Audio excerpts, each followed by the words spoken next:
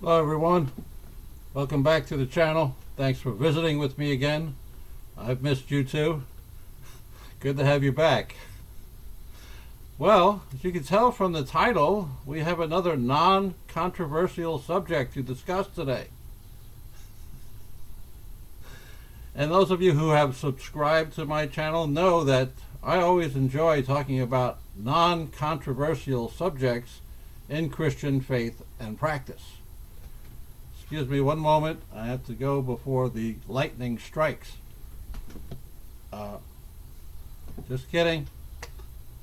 Yes, this is a controversial subject, and you know, when I've heard preachers talk about this subject, and they are really loath to, you're not going to hear this in a Sunday morning service. You're just not. They know better, especially professional pastors. I'm not going to touch this subject with a 10-foot pole. It's dynamite. I understand, but it is important, because if there's one thing the devil uses to separate us from God, it is guilt. And there are a lot of Christians out there who are experiencing a lot of guilt surrounding this subject. And so my purpose here today is to try to remove that guilt and to fill you with a certain amount of knowledge and confidence going forward about this subject. Now let me say as a disclaimer, the Bible is entirely silent on this subject. The Roman Catholics would beg to differ with me, but no, the Bible is silent on this subject. So what you're hearing from me is Charlie Michael's opinion on this subject, and you can make your own measured judgment how valuable that is, whether I'm hearing from the Lord about this or whether I'm hearing from the other side. Okay, so you'll make your own judgment about that as we go along. But I should say again, the Bible is silent on the subject, which, however, is interesting, because it is not silent on the subject of other sexual sins. And perhaps I shouldn't even use the word other. But on the subject of sexual sins, the Bible is anything but silent. But on this subject, it is conspicuously silent, which makes you suspect we're not talking about sin here, at least not necessarily. And I will get into that shortly. But first, again, because this is a touchy subject, and because, you know, people who talk about it have a tendency to talk down to their audiences and to affect a holier-than-thou attitude about it, I'd like to put that aside by telling you an anecdote from my seminary days. When I was in Lynchburg, Virginia, this is back in the mid-2000s, and I was doing full-time studies for the Master of Divinity, and I was going to different churches and, you know, trying to find a home church, and I thought I had finally found one. This was an apostolic church. This was a charismatic church, and it was an exciting church. And I'd been there several weeks, and the pastor announced that they were going to have a men's retreat a couple of Saturday mornings from then, and we were all going to meet to discuss men's issues. So, and also there was going to be a barbecue after that. So, sounded like a good idea to me. I went that Saturday morning. I think it was like we met at 10:30, and they already had the charcoal on the barbecue. So, but the assistant pastor was going to give us a message about men's issues, which of course is sex, right? He was going to give us a little sermon on how to control ourselves. And, you know, we're men, we're in our 20s, 30s, 40s, older. We needed a sermon like that from time to time. And, you know, so we got one that morning. And afterwards, the pastor who was trying to introduce me to the group, there's about 20 of us, were sitting around 4 tables that had been put together. We're in the basement. In the backyard, not far away, the barbecue was already smoking. So the assistant pastor had just given this really good word about how to control ourselves in certain situations, not to get caught by different temptations. It was a good word. It was a serious word. It was also, as we say, a little bit preachy, a little bit authoritative. So the pastor, who saw that we were all in this serious mode, he's trying to lighten things up. And he says, we have a new brother here, Charlie, and, he's kind of new to the church. He's kind of new to town. But he has this wonderful sense of humor, and, I think the Lord has blessed him with it. Charlie, would you be kind enough to tell us a couple stories? So next thing you know, I'm on. So I'm sitting at the table there. I got these 20 guys looking at me. And I told a couple of silly Polish jokes, I think, if I remember. But then I remembered one that I thought was kind of apropos for the subject of the meeting that day. And I said to the brother across the table from me, I said, he was about 10 years younger than me. I said, brother, you have a son that I saw in church last week. How old is he? And he said, he's 12 years old. And I said, I was the same age. And I was up in my bedroom, and I must have been making some noise. I was engaging in what the Catholics call the solitary sin. And my father, who you must have heard me, was walking through the hallway, and next thing I know, he burst through my room. He starts yelling, top of his lungs, if you keep that up, you're going to go blind. And I was like, but Dad, I'm over here. I tell you, everyone burst out laughing. There was this one brother who was actually on the floor laughing, pounding his hand. Nothing came out of his mouth. He was laughing that hard. In any case, by the time everybody had regained composure, even the brother who gave the message that morning had forgotten what he had said. The point being, if you're going to talk about a sensitive sexual subject, you probably should start with some humor, like I just did.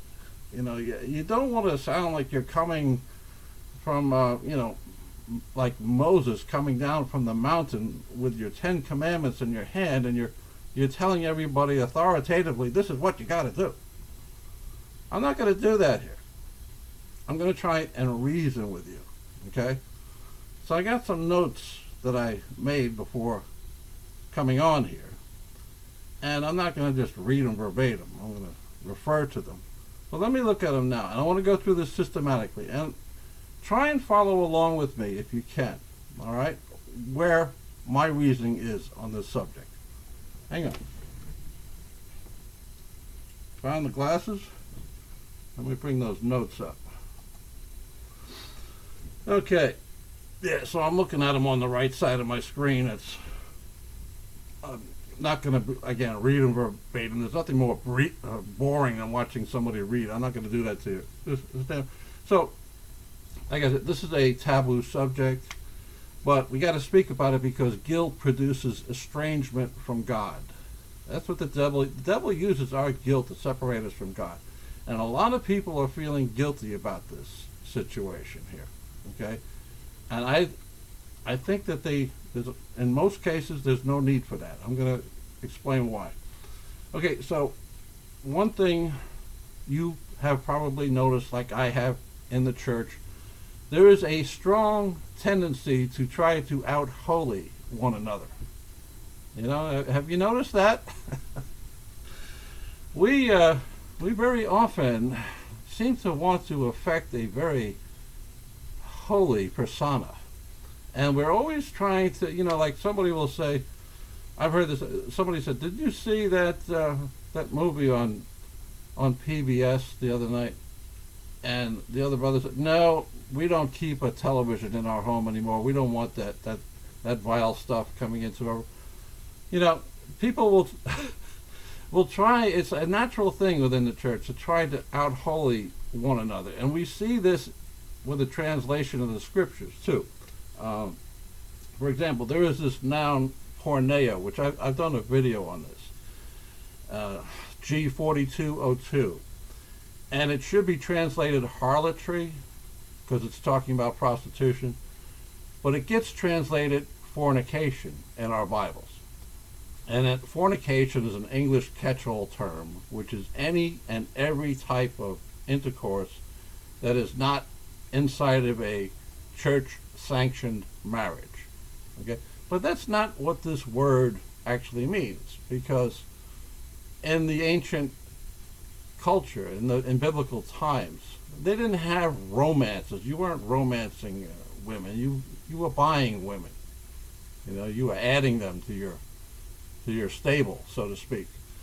So we, I don't know, 1,500 years after Paul's letters had been written, the translating reformers in some ways tried to out-holy Paul. So they translated this word porneia, again, into the English catch-all term fornication, which was not what Paul was talking. Paul was talking about the use of prostitutes. He wasn't talking about, having sex with your live-in lover. That's not what he was talking about. But we in the church want to, again, there's this tendency to try and out-holy each other. Another example is the Koine word for wife, which is gane, G-Y-N-E.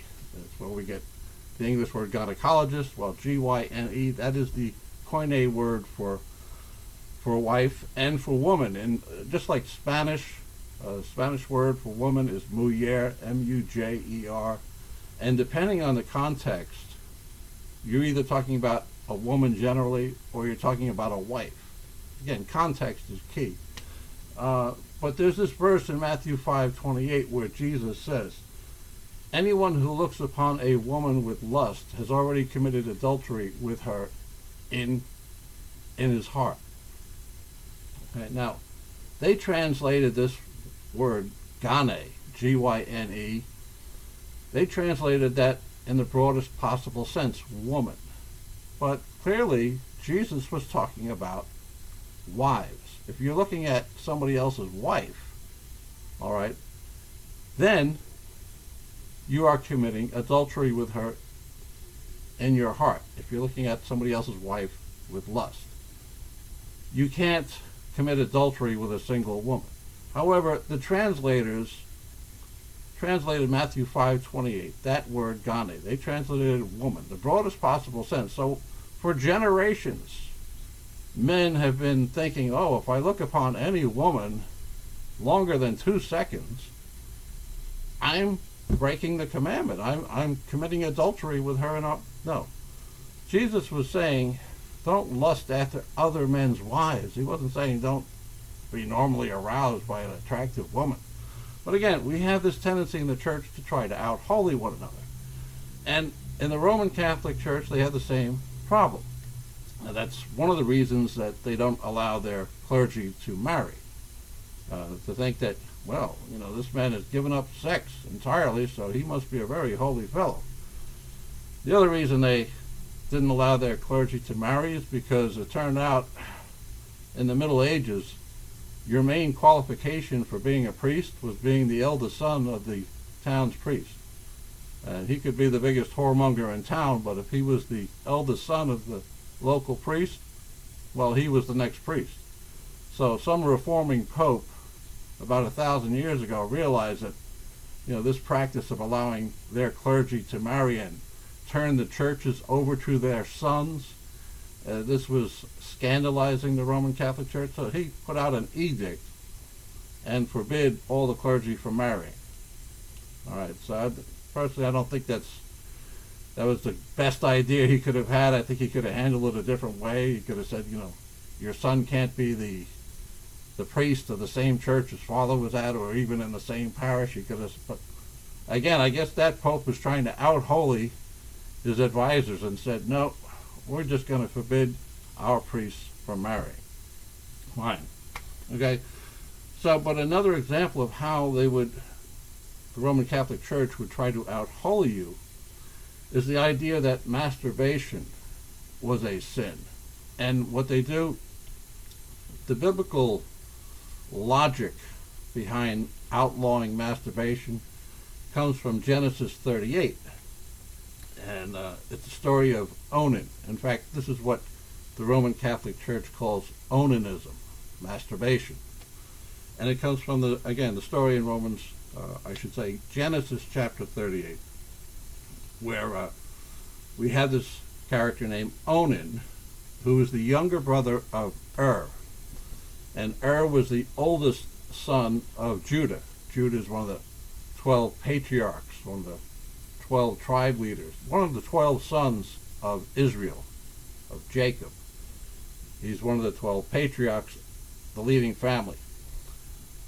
And his eldest son, marries a woman named Tamar. Judah put his eldest son together with Tamar. Now, the Bible says in Genesis 38, was a wicked man, and God slew him. Now, after God slew him, Judah decides his next son, Onan, has the duty to marry Tamar, the widow, and to raise up children with her. And for whatever reason, Onan decides he doesn't want his seed to be mingled with his brothers, and decides he's not going to do this. So the Bible says he spilled his seed on the ground.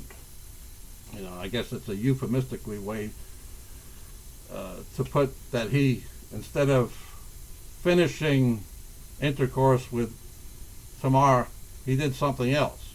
So the Roman Catholic Church calls this onanism. By the way, Onan was slain for that misbehavior. And it ends up that Judah finally impregnates Tamar. And Tamar had tricked Judah into doing that. She posed as a temple prostitute to trick Judah into impregnating her. And they were going to kill Tamar until they found out, hey, your father-in-law is the father of your baby. But let me not digress. You can read that story in Genesis 38. But again, that's it. That's all the Bible has to say about masturbation. And frankly, I don't think that story of Onan is a condemnation of masturbation. I think it's a condemnation of not fulfilling his duty under the Mosaic law, which is in Deuteronomy 25, verses 5 through 10, that a surviving sibling is supposed to marry the widow and impregnate her, so that the widow or the brother who did not have the opportunity, let's say he went to war and did not have the opportunity to have his own children because he died in the war, then his brother, his next eldest brother, would take his place and create the children that he never had the opportunity to have. So I think that's really what's being condemned in the story of Judah and Tamar, not masturbation per se. So that's it's a bit of a stretch, no pun intended, to say that the story of Onan and Tamar is the Bible's way of condemning the sin of masturbation. That's not very likely to me. But let's, I'm looking at my notes here again. I don't have that many more. But I do note that something we all know, which is that orgasms are addictive. And, the question naturally begs, why would God put such a temptation before us if he hates the idea of human beings masturbating? Why would he even make it possible for us to do this? Is this some sort of a test? Was this some way to test our fidelity to him? He would put this tremendous temptation before us and then say don't. Well, I don't think that is what's going on here, because God is not a cruel God, and that would be a cruel thing to do, don't you think? To put this incredible pleasure before you and then say, don't ever do that. I don't see the character of God like that. But so then, what is the purpose? Why do we have this capability even? Is there some legitimate reason? Is there some legitimate purpose for it? And I believe there is. And I'll say it like this, very succinctly. In fact, I think I could put this down now in my notes. I think God has given us an alternative to sexual sin by giving us the ability, when we need to masturbate. I think there are circumstances that masturbation is a much better alternative to any number of sexual sins. All right, now I'll just give you an example here. Let's say a man's wife has to return to another state to attend to her mother who's sick, who needs her help. Now, she's gone for 3 months, okay? And this man, he's a healthy man, alone. He's under 40. He's got the normal sexual appetites of a man that age. And his wife is gone for 3 months. Okay, now, if there was no other alternative, might he get himself into some situation simply because of this human appetite that comes with being a male at that age? Might he get himself into some trouble if he did not have the choice to satisfy his own appetite in a way that doesn't offend anyone, doesn't hurt anyone?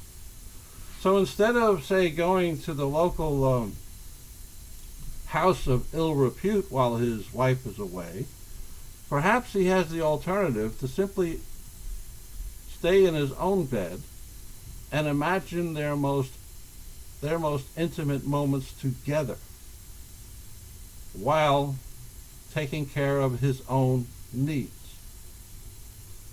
Might that be the reason why God gave us this capability?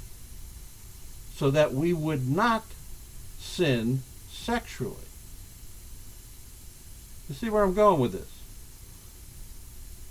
How about a 14-year-old boy? A 14-year-old boy has some powerful sexual urges. You can even go back earlier than that. Now, he might be in love with a 14-year-old girl from his math class. And being 14 years old, he cannot provide for a wife. He's not mature enough to be anybody's husband. He's 14 years old. But just because he doesn't have the resources or the wisdom to be a husband doesn't mean that he doesn't have, at this early stage, the appetite that a full-grown male would have sexually. Now, there are all kinds of ways for a 14-year-old, like the rest of us, to satisfy their sexual appetites. However, might the most harmless one be if he was simply to imagine being with her, his beloved, on their wedding night, and him imagining all the things that they would be doing together that night while relieving his own sexual appetite? Why would that be a sin? Wouldn't that be an alternative to a lot of other things conceivably he could be doing to satisfy that sexual appetite? How about someone my own age here who, like me, does not have a sexual part. However, he does have a prostate gland that needs some regular exercise.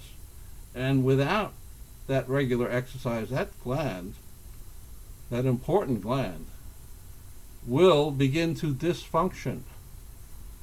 And there will be urologic problems to follow.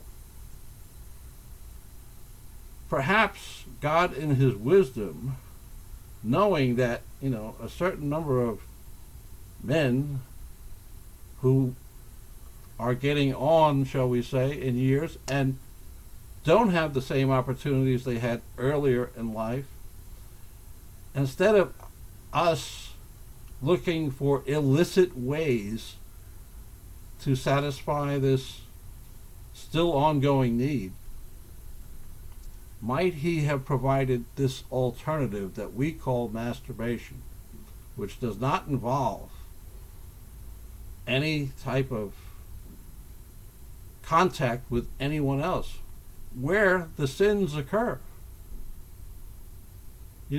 Every sin, every sexual sin mentioned in the Bible involves the individual being involved with somebody else. But this situation, you're not involved with anyone else. So might that, and again, be one way to maintain prostate health well into old age, even if you didn't have the partner that you needed for that regularly, for whatever reason? What I'm saying is, I don't think God put this temptation in front of us to test our loyalty to him. I think he gave us an alternative to committing sexual sin. An alternative that can and should be taken advantage of. However, in a certain way. In a certain way. Just as intercourse in and of itself is not sinful, masturbation in and of itself is not sinful. It depends on how you're doing this. Now again, in the situations that I've mentioned before, let's say, a man's wife is away for 3 months. If he is relieving himself, for lack of a better euphemism, while imagining their most intimate moments together, again, I don't see a problem with that. However, if in an effort to relieve himself, he is on the internet and he's gone to some porn site and he's watching some prostitute satisfying 3 different men at the same time, that is a problem. You cannot, if you are a Christian, participate in the sins of someone else. And you certainly do not want to be supporting an industry that abuses and exploits women or anyone else. So there are ways to do this without committing sin. But there are also ways to do this that are sinful. And you need to be on your guard for that. Okay? It's one thing to be masturbating, imagining your own spouse. It's quite another to be thinking about your neighbor's spouse while you're doing this. Okay? Then you have committed adultery in your heart. So I would say, as the title of this video says, masturbation in and of itself is not necessarily a sin. It can be if it's done wrong. Just as intercourse in and of itself is not a sin. But yes, with the wrong person and the wrong motives, yes, it can be. So it comes down to how. And I leave that up to you to figure out how without offending God's ideas on the subject. Okay, I think you have a pretty good idea that using pornography would be a definite no-no. Okay. However, there are certain circumstances, as I have enumerated, where masturbation is a legitimate alternative, and also indeed a necessary alternative, especially again for older men who want to maintain prostate health, for example. Those who are looking to avoid other temptations, other types of sins, where they might succumb to it. This is one way to avoid having that temptation overwhelm you. Okay? So if I have,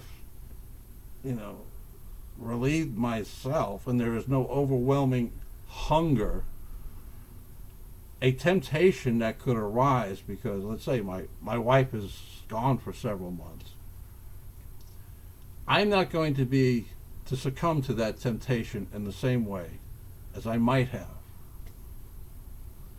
Same time, though, this is not a license to engage in pornography. And also, it would take, I would say, a good deal of discipline. Because the problem with, indulging this appetite is that appetite can grow. It can grow in ways that are uncontrollable. It takes a good deal of discipline. And that's something you'll have to work out yourself. But this idea, though, that anyone who has masturbated has essentially committed fornication, and you have these sinless perfection cults out there, these holier-than-thou Christians, even in the Roman Catholic Church where they talk about onanism. Anyone who tells you that this in and of itself is a sin as bad as fornication, as bad as adultery, it's the same thing. No. Context is everything. Now, what's going on in your mind is everything. And what your purposes are, frankly. Again, there are illicit ways to do this, and there are legitimate ways to fulfill this necessary appetite that we were given for a number of good reasons. However, again, I believe, this is me speaking, the Bible is silent on this. You take it for what it's worth. I believe God has given us this alternative to sexual sin, a way to escape sexual sin, so we don't have this driving hunger impelling us toward doing things that we should never do or even think of doing. I think it is one way to release the steam pressure, so to speak. It's an escape from doing something much worse. But again, this escape hatch, it has to be used with great care, great discipline. But maybe we don't have to worry about this whole subject at all if we do as God says, which is to find a partner. It's not for no good reason that the Bible says the man who has found a wife has found a good thing. Okay? I don't know. Maybe I'll find another one someday. I don't know. However, this idea, again, that we are sin guilty for having done this thing, that, brothers, you need to get that out of your head. That is the devil trying to put a wedge between you and your Savior. It's a lie from hell. God gave you the ability to do this in order to give you a way out, give you an alternative from doing something much differently, something that would be destructive. Okay? So we can thank him for that alternative. Of course, it's not the best, but it is an alternative if used legitimately. And that's a very big if.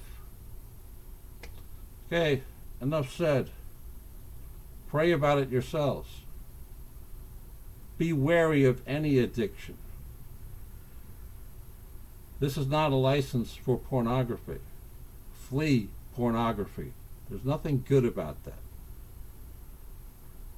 But don't let the devil condemn you for satisfying a perfectly natural human appetite in a way that harms no one. Okay? My 2 cents. I look forward to reading your comments. Have a good night.